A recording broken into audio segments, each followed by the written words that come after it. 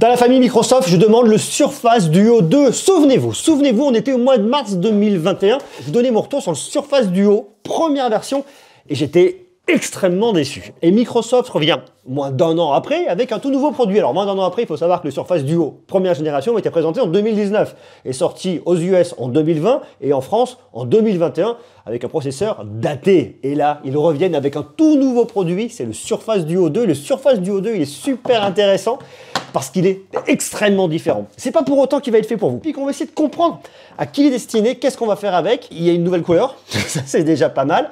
Il y a plein de nouvelles choses, il y a eu plein de belles améliorations. Microsoft a vraiment bien travaillé sur ce produit. 1599 €, 1599 €. On va essayer de comprendre à 1599 € qu'est-ce que vous avez, qu'est-ce que vous allez pouvoir faire de ce produit. Ce produit qui est un produit qui explique, qui est très particulier, mais qui est aussi assez cool et qui fait plein de jolies promesses. Et ça me plaît. Alors on y va. J'aime beaucoup tester des produits très différents et là pour le coup c'est très différent. Allez, ça pivote d'un côté, de l'autre, ça s'adapte à vous, ça s'adapte à plein de choses. Alors, le premier truc à voir ici, c'est le format. Regardez, c'est la finesse de ce produit. C'est tellement fin par rapport à un doigt, c'est absolument incroyable. Regardez la finesse du truc. C'est vraiment ce qui m'avait beaucoup séduit avec la première version. Sur la version précédente, vous aviez une seule caméra. C'était la caméra de selfie qui était ici. Là, ils ont corrigé l'histoire et ils ont fait un vrai appareil photo avec une vraie caméra au dos. Alors c'est intéressant. Oui et non, parce que ça vient rajouter quand même un petit peu en termes d'épaisseur. On pourrait dire, ouais, tu chipotes mon bon monsieur Greux. C'est vrai, je chipote, bah, c'est mon job de chipoter. Et lorsque vous venez vous amuser et que vous en rajoutez un peu, bah, regardez, vous pincez là. Alors pour autant, je pince, mais ça ne bouge pas, l'écran reste en vie. Hein. Il se passe qu'en fait, votre bloc photo, il vient toucher la partie juste en face et on pourrait se dire, ça va venir soit abîmer ici, soit rayer. Alors abîmer la partie de l'appareil photo, en fait, non. Le contour plastique est un peu plus haut que la partie vitrée de l'appareil photo. Donc, on n'a pas de risque de venir endommager ici cette partie. Donc, ça me va. Par contre, c'est vrai qu'à terme, alors je ne l'ai pas testé suffisamment longtemps, il faudrait l'utiliser pendant plusieurs mois pour se rendre compte si ça risque d'abîmer, de venir taper comme ça. Vous voyez? Donc, pour l'instant, j'ai pas de marque. Mieux vaut y aller doucement, mais vous savez, un truc, ça se prend, ça se met comme ça. Ça vit, en fait, un smartphone. Alors, on peut pas tout avoir. Hein. Je me plaignais sur l'ancienne version qui n'est pas d'appareil photo à l'arrière. Ici, il y en a un. Et on va se regarder ça dans quelques instants. Vous allez voir que le résultat est assez intéressant et que Microsoft a bien bossé là-dessus. Alors, il y a un autre truc qui est aussi assez marrant. C'est le format, parce qu'un smartphone, regardez, on le met dans une poche des fois. Là, lorsque je le mets dans ma poche, ça fonctionne pas trop mal, sauf qu'ici, j'ai un truc qui est très pointu, pas très évident à vous montrer. C'est que comme ici, j'ai un angle, eh bien, ça va venir me niquer tous mes jeans. Alors vous me direz, t'es pas obligé de le mettre dans un jean. Ouais, je sais, c'est évident. Mais comme on a une partie anguleuse, là, vous voyez, c'est le truc qui est un peu dommage. Donc quelque part dans une poche, c'est le truc un peu moyen. Bon, c'est vraiment histoire de venir chercher le petit point de détail. Et l'autre point, comme on avait sur l'autre version, eh bien, c'est qu'elle est quand même assez grande et pour le tenir à une main, c'est pas évident. C'est un produit qui est vraiment pas vu comme étant un smartphone de la part de Microsoft, mais comme un objet portatif qui servira pour de la productivité. C'est un petit Microsoft de poche, hein. Donc on va avoir un peu d'épaisseur et on pourrait se dire qu'en le tenant à une main, c'est pas ouf. J'ai pas des mains extrêmement grandes. Si vous avez de très grandes mains, ça sera encore plus facile pour vous. Mais c'est vrai que c'est un produit qui est un petit peu grand. Il fait 284 grammes. En termes de poids, bon, ça va, ça me dérange pas bien. Mais surtout, le truc que j'adore ici, c'est cette charnière. Je l'adorais déjà sur la première version. On a une sensation de solidité. On voit que Microsoft a mis les moyens ici, a fait un produit qui est vraiment super beau. La charnière est super belle. Maintenant, il y a un autre truc qui est intéressant et sur lequel j'avais beaucoup critiqué Microsoft sur cette première génération. C'était toute la partie logicielle. Parce qu'elle était pleine de bugs et il y a des choses qui n'allaient pas. Alors, je vous le dis, ça reste vraiment pas parfait. C'est un produit qu'on va pas venir utiliser en venant mettre des applications en grand écran. Les seules applications qu'on va venir mettre en grand écran, eh bien, ça va être par exemple un Outlook. Donc, je le prends, hop là, je le mets au milieu. Ça, c'est vachement bien en termes d'usage. Je trouve ça vraiment super bien pour avoir mon agenda. Pour venir regarder également mes emails, j'ai la liste de mes emails à gauche et je vais avoir le détail de mon email à droite. C'est extrêmement bien. Bref, pour tous ces usages vraiment dédiés à Microsoft, c'est super intéressant. Pour venir l'utiliser, ouvrir deux applications en même temps, par exemple du divertissement. À gauche, je vais avoir mon Instagram et à droite, je vais avoir mon Spotify. Donc ça, c'est aussi relativement intéressant. Bref, pour venir ici faire du multitâche, c'est totalement optimisé. J'ai mon tiroir d'applications. Il y a une animation qui est vraiment beaucoup mieux faite par rapport à ce qu'on avait avant. Regardez en bas, j'ai une espèce de barre des tâches avec toutes mes applications. Et lorsque j'ouvre un tiroir d'applications, eh bien, elles viennent sur le côté. Et ça, c'est très sympa. C'est extrêmement fluide. Il y a un côté très intuitif. On est basé ici sur un Android 11, donc bon, pas de grande surprise, c'est très efficace. Et pour tous vos logiciels Microsoft, ça va être vraiment bien. C'est ça qui est intéressant avec ce produit, j'ai failli dire tablette, c'est qu'en fait, c'est un produit qui est créé par Microsoft pour du Microsoft. Regardez de la même manière, je vais ouvrir mes paramètres ici, et les paramètres, ils vont pas être intéressants là, ils vont être intéressants si je les mets au milieu. Pourquoi? Bien parce que sur la partie de gauche, je vais avoir mon menu, et sur la partie de droite, je vais avoir mes détails. Par exemple ici, fond d'écran, la sécurité, la localisation. Et une fois de plus, il y a un vrai sens à venir l'utiliser comme ça. Par contre, si je veux venir regarder une vidéo comme ça en plein écran, ben, vous voyez, ça ne marche pas. Donc pour venir regarder des vidéos, il faut que je le switch, que je le mette comme ça et pas en plein écran, parce que c'est pareil, ça ne fonctionne pas. Je le laisse comme ça. Et là, je peux venir regarder une vidéo. Je vais avoir en bas ma liste de vidéos à regarder après et mes commentaires. Donc là, il y a un sens et là, ça fonctionne. Mais autrement, ça ne marche pas. De la même manière, sur Netflix, ça va être exactement la même chose. Je ne vais pas venir me regarder un film, une série comme ça. Je vais venir le regarder sur une partie de l'écran et de l'autre côté, je vais pouvoir surfer sur Internet. Mais attention, il y a un truc à connaître quand même ici qui n'est pas ouf ouf. Regardez par exemple, si je me mets une série là sur le haut sur Netflix, ok, je veux bien. Et si sur le bas, je me mets par exemple le Play Store et que je vais me chercher une application, eh bien ok, je peux venir le faire. Sauf que si j'appuie là, hop, qu'est-ce qui se passe? Eh bien le haut, ça dégage parce que mon clavier va arriver en bas. Donc ça, c'est pas complètement pratique. Donc si je veux venir regarder, j'en sais rien moi, un tuto sur YouTube et me prendre des notes en dessous, je peux pas le faire. Si je veux le faire, il faut que je passe en autre format, que je me mette comme ça. Là, j'aurai ma vidéo en plus petite et là, je vais pouvoir venir taper ce que je veux. Et à ce sujet, regardez, il y a un truc qui marche pas très bien. C'est ici, là, le clavier. Il y a une petite partie qui est tronquée ici. Et ça, c'est un peu dommage. Je l'ai d'un côté et de l'autre. J'aurais préféré que mon clavier vienne jusqu'au bout pour avoir des touches un peu plus grandes. Ici, je les ai pas. Et c'est quand même un peu ballot. Puisque je vous parlais des photos, il y a un truc qui est très intéressant sur ce qu'a fait Microsoft au niveau des photos, c'est le fait d'avoir intégré un vrai appareil photo. Oui, on peut venir ici prendre une photo et en même temps regarder les photos qu'on a fait avant. Vous pouvez venir comparer si vous le souhaitez, pourquoi pas. On a un petit zoom x2 au niveau de la caméra de selfie, why not. Et de l'autre côté, eh bien regardez, si vous le prenez et que vous voulez le plier pour faire une photo, il switch directement sur la caméra selfie parce que là, vous allez bloquer l'appareil photo. Si vous le redétendez, vous pouvez, mais voilà. Il y a une petite limite. Le truc à savoir ici, c'est que si vous voulez faire des photos en le posant comme ça, eh bien vous pouvez. Ça vous ferait votre petite photo à l'arrière. Ça vous servira de petit chevalet. Vous mettez un retardateur, vous prenez vos photos, faites vos vidéos, ce que vous voulez. Donc pour faire aussi de la création, c'est assez rigolo. En termes d'expérience logicielle, on peut venir zoomer comme ça très facilement. Si vous le mettez en plein écran, vous allez avoir vos photos sur le côté pour venir voir ce que vous avez fait. Donc ça, c'est assez rigolo aussi, pourquoi pas. Et puis surtout ici, vous avez de vrais appareils photo. Vous avez un grand angle qui ouvre à f1.7. Premier point à savoir, c'est que vous avez une stabilisation optique sur votre grand angle et sur votre téléobjectif. Donc lorsque vous allez venir prendre des photos avec, eh bien c'est complètement stabilisé. Ça c'est bien. Vous avez 12 mégapixels sur le grand angle, 12 mégapixels sur le téléobjectif. On ouvre à f1.7 sur le grand angle et on ouvre à f2.4 sur le téléobjectif. Et puis vous avez un ultra grand angle de 16 mégapixels qui ouvre à f2.2. Ici, aucune stabilisation, mais ça me paraît normal. Vous avez un champ de vision de 110 degrés avec une correction de la distorsion. C'est un équivalent 13 mm. Et sur le grand angle et le téléobjectif, vous avez un autofocus à détection de phase dual pixel. Et vous pouvez venir faire de la vidéo jusqu'en 4K à 60 images par seconde. Donc c'est vraiment le jour et la nuit par rapport à ce qu'on avait sur la première version de ce produit-là. Soyons clairs, ici ce smartphone n'est pas un photophone et vous pouvez le voir directement au niveau des rendus. Sur la caméra principale, le rendu sera assez correct, hein, on va pas avoir des photos complètement dingues. On peut venir se rapprocher, on a ici un zoom optique x2, on peut aller jusqu'au x10, mais faut-il y aller? Je ne suis pas sûr, regardez, c'est devient relativement imprécis. C'est pas terrible. Hein. Ici, c'est un x4, on va jusqu'au x10, mais non, c'est vraiment pas fait pour ça. On perd vraiment en précision avec cet ultra grand angle, mais je dirais rien de bien surprenant ici. Une fois de plus, ce n'est pas un photophone. Quand on est habitué à avoir des smartphones qui sont extrêmement flatteurs au niveau de la photo avec des algorithmes, avec de l'IA, là on ne l'a pas. Caméra principale, l'ultra grand angle est très terne et c'est pas ouf de ce côté-là.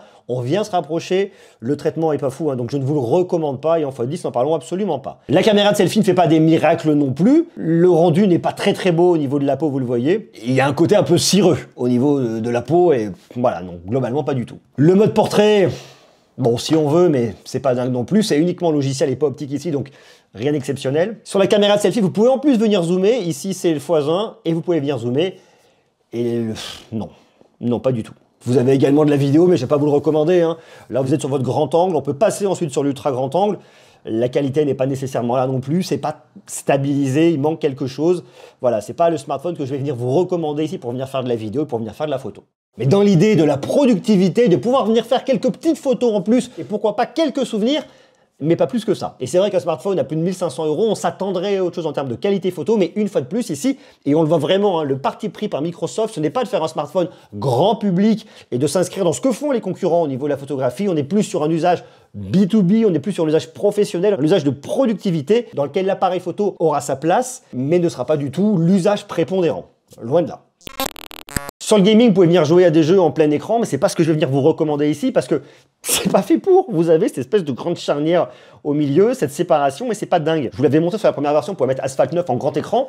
Et bien ici, regardez, Asphalt 9 est venu bosser et a modifié le truc. Merci de jouer en mode paysage pour une expérience optimale. Alors je vais me dire, ok, c'est pas grave, je le mets en grand Asphalt 9. Et là, je peux. Mais de la même manière, regardez, c'est pas ouf.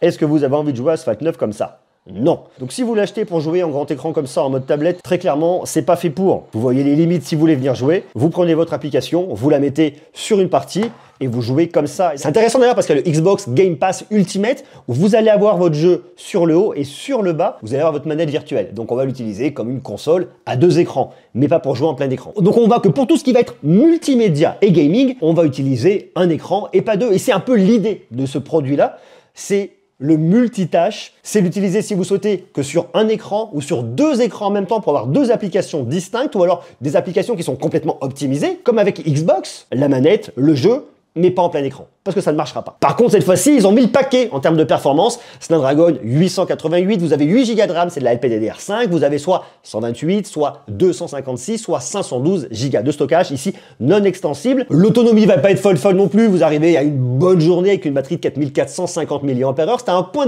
qui n'était pas terrible sur la première version. Ici, ils ont augmenté un peu la capacité de batterie, mais sans forcément aller beaucoup plus loin. On va regarder maintenant les points positifs, les points négatifs, ce que j'aime, ce que j'aime pas. Ce que je vais aimer ici, c'est toute l'expérience logicielle que je trouve optimisée et intéressante et on le voit ne serait-ce qu'au travers des paramètres. Alors une fois de plus, les paramètres, on va venir les mettre au milieu pour bien voir. Je trouve que c'est très malin d'avoir ces paramètres comme ça. Vous l'avez par code couleur, comme ça on comprend vraiment dans quelle catégorie on se situe. On a la barre d'aperçu, c'est plutôt bien fait, assez intuitif, assez malin, ça me convient bien. Alors il y a un truc intéressant aussi au niveau de l'écran et ça on va venir le regarder ici. Regardez, le thème sombre, c'est ce qui conviendra le mieux ici. Si vous enlevez le thème sombre, ça va faire apparaître les bords de cet écran. Et c'est un peu ça aussi la limite. C'est pour ça qu'on a des grandes bordures en haut et des grandes bordures en bas. C'est pour cette petite charnière qui va venir tenir un peu l'histoire. Et c'est vrai qu'on aimerait avoir un grand écran total. Ça ajouterait en immersion. Et on voudrait également que la partie de l'écran aille plus loin à l'intérieur ici pour éviter de se retrouver avec cette bande noire lorsque vous le regardez comme ça en plein milieu. Peut-être que ça arrivera sur une version suivante. C'est ce qui serait vraiment intéressant. Si l'écran allait vraiment au bout du bout, et bien cette partie-là, elle se ferait oublier. Maintenant, d'un point de vue technologique, tout de suite, on n'y est peut-être pas encore. Donc on va remettre le thème sombre. Donc le thème sombre ici, il sert à quoi? Il sert à faire venir oublier ces grandes bordures en haut et en bas pour se retrouver avec quelque chose de beaucoup plus immersif. Un autre truc qui est intéressant, c'est que les couleurs par défaut, elles sont en naturel. Moi, je les ai poussées en vif. Ça vient les saturer davantage tout en restant convenable. Autre point qui est intéressant, c'est le capteur d'empreinte digitale qui est situé sur la tranche, qui marche très bien et qui est extrêmement réactif. Donc ça déverrouille très rapidement. Un autre truc qui est super bien, c'est les haut-parleurs. Alors c'est un truc qu'ils ont vraiment amélioré. C'est qu'en fait, vous avez un haut-parleur qui se situe juste en haut ici et un haut-parleur qui se situe juste en bas ici. Ce truc-là, c'est très bête, mais c'est vraiment malin. Pourquoi? Parce que en fait, que vous regardiez une série comme ça, vous allez avoir vos haut-parleurs ici qui vont envoyer du son, vous allez avoir le haut-parleur ici qui va envoyer du son.